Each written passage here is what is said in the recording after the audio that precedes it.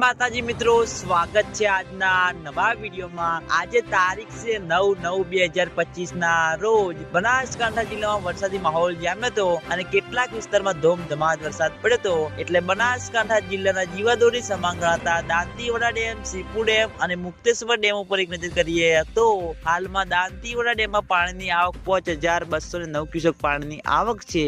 દાંતીવાડા ડેમની સપાટી 596.50 ફૂટે પહોંચી ગઈ છે।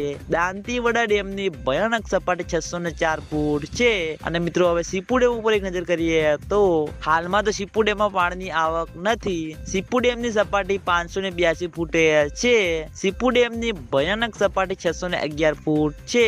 અને મિત્રો હવે મુક્તેશ્વર ડેમ ઉપર એક નજર કરીએ તો હાલમાં મુક્તેશ્વર ડેમમાં પાણીની આવક 1340 ક્યુસેક પાણીની આવક છે। મુક્તેશ્વર ડેમની સપાટી 659.51 ફૂટે પહોંચી ગઈ છે। મુક્તેશ્વર